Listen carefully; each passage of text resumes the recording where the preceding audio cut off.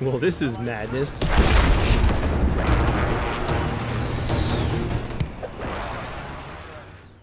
Hey folks, Dave here, and today we're going to be taking a look at something that I did not expect to see or cover anytime soon: vehicles in a multiplayer match of Call of Duty with 64 players.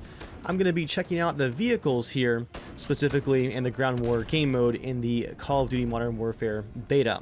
I'll probably have some general impressions after this video, but I wanted to focus on the vehicles specifically because in the Battlefield franchise, which has always been my personal go-to shooter series, I've always loved the combined arms vehicle gameplay. The ability to greatly affect the course of the match itself by using your tanks, your transport vehicles, your planes, or the helicopters, and all the stuff like that. I've really never been super into the Call of Duty series. I've enjoyed the occasional title with friends, but again, I've always been a Battlefield guy. It's exciting to see the franchise trying out some new things in their own style. Let's see how they work. Now, here in the beta, we only had a couple of different vehicles for each faction, and it's not clear if we're going to see more of them in the full launch of the game, but I would almost certainly bet that we will.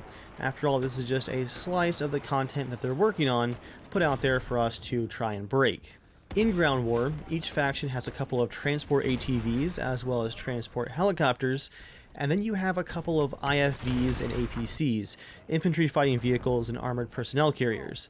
The infantry fighting vehicles are basically Bradleys for both factions with different color schemes on them, and they're armed with the autocannon main gun, as well as a secondary missile launcher, and you get 2 of those missiles for each vehicle, and that's all you get, and you better be saving them for fighting other infantry fighting vehicles. Strangely, the APC does not seem to have any limited magazine size whatsoever, and with its unlimited ammo, you can just hold the fire button down, and yes, your rounds are less explosive, but you'll just be able to fire them non-stop. On the other hand, the Bradley IFVs, they have a limited magazine for their autocannon, so after 8 shots, you're going to have to reload that thing. You can essentially, with the APCs, just hold that fire button down, which will come in handy because, again, you're not getting explosive damage nearly as much as the Bradley IFVs. The Bradleys do have a limited magazine for the autocannon. After 8 shots, you're going to have a brief reload. This means that for infantry, if you're caught out in the open, or perhaps up on a balcony, some creative dodging and weaving might actually save your life and catch the Bradley in that reload while you slip away.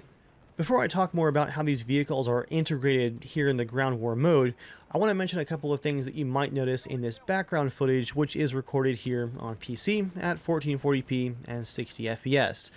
There's going to be some significant desync and lag issues here and there, as well as some both micro stutter and some pretty big visual stutter in the frame rate as well. This was really inconsistent, and from what I could tell, it was the server struggling, which would then cause my client to struggle and stutter as well. I played a bit with friends on consoles as well in the same party, which, by the way, is an amazing feature, and I really hope it's the future of gaming right there. The crossplay works flawlessly, but talking to my friends who were playing on consoles, Ground War was pretty stuttery and laggy for them as well. It really seemed like these servers were struggling just to run the matches. You're going to see a lot of missynchronization and desync for things like doors opening and closing, and even just your position as you're running around. This can lead to some pretty fast time to death on your end, but I just wanted you guys to be aware that this hopefully is not the state that the game launches in, and for the most part, when the servers were actually running well, the mode did hold up quite well and played well.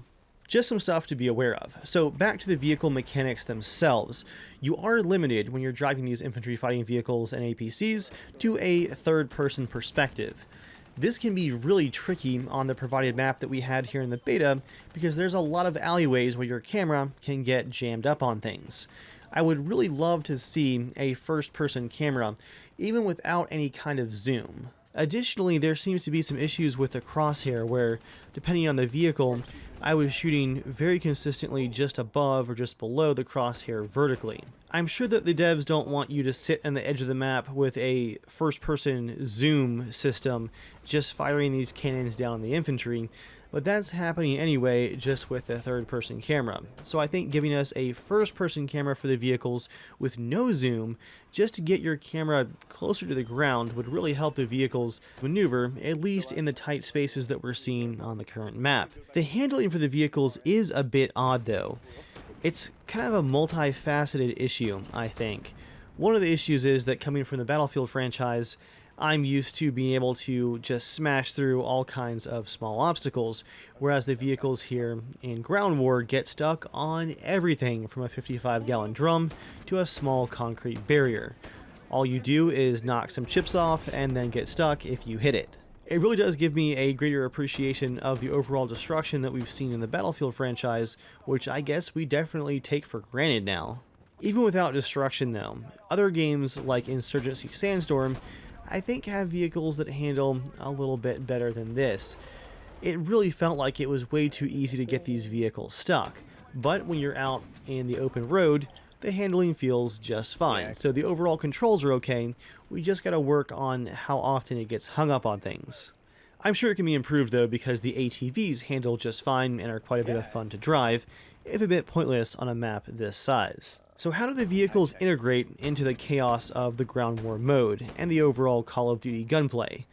I was really concerned that these vehicles would be incredibly overpowered and be obnoxious as you're trying to enjoy this larger scale mode, but to my surprise, that's really not the case. Now, you can sometimes go on some insane kill streaks if you play the cat and mouse game correctly with these vehicles.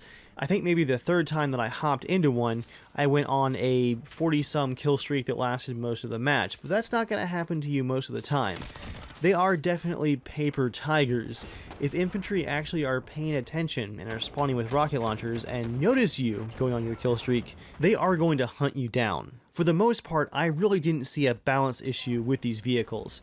They tended to come and go quite quickly. In fact, I would say that in the beta, infantry definitely had an advantage on you because there's a lot of issues with the sound design while in a vehicle. Frequently, explosions and alarms just wouldn't sound, so you have to watch your health bar like a hawk so that you realize that you've been hit really hard by a rocket and you've got to bail and make a run for it.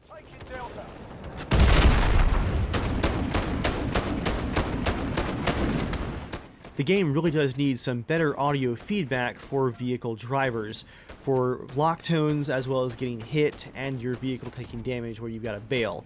There's just so much going on the HUD and in this game mode already, you've got to have really clear audio to let your vehicles know how to deal with all the threats that they're facing. Again, for our vehicle selection, we haven't seen anything yet besides these APCs and IFVs for drivable vehicles, but of course you have your chopper gunner and Apache call-ins as well as the hovering VTOL. Those basically count as vehicles, and it is cool that you can interact with them by aiming your turrets at them, and actually you can engage those kill streak rewards with your IFVs and APCs, but it's a bit awkward because the turrets have a really limited range of elevation, and I hope that that's just a temporary issue and not a design decision, because it was super obnoxious trying to get your vehicle on a hill to be able to shoot things on rooftops or those kill streak call-ins. And I pulled it off occasionally, but it really seemed like there was some kind of issue with getting the turret raised up where even if you had your vehicle chassis on a good hill where your turret should have been forced up into the air, there was some kind of artificial limitation for how high you could raise the cursor that wouldn't let you fire any higher. Overall, the vehicles seem to be a fun addition to the game. Again, a couple of tweaks like that no zoom first-person camera, better audio feedback, and better turret elevation would help the vehicle driving experience, but as far as how well it's integrated into the mode itself, I really don't think there's a bunch of changes that have to be made.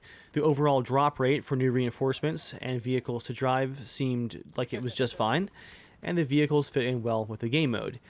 It does seem like a lot of people are sticking to the infantry-only gameplay because it was very easy to find them to drive as well. So maybe once people get their hands on them and enjoy the vehicle experience a bit more, it'll be harder to find one to drive, but for now, there was plenty for me to try out. I went on a massive kill streak in one of the APCs the first time I got in one. On the ground war? Yeah. Of course. Of course you did. I was like a 25 kill run. I was playing with Eggert and John. And Carlson was like, he's like, I will not play with Dave because he will only play in vehicles. I kept going back to the spawn for vehicles. I guess we'll see once the game launches what other vehicles might be added to the other ground war modes, especially if the maps are bigger beyond this one, and the player count possibly could be going up as well for some of those maps. So who knows what we could see on the vehicles out there in the future. Is it going to tear me away from the Battlefield franchise? Definitely not. I think Battlefield, of course, has deeper vehicle mechanics and a bigger selection, but I can argue that what I saw in Ground War could be a lot of fun, and I'm looking forward to trying it out once the game actually launches. For now, thank you guys for watching, and I'll see you all next time.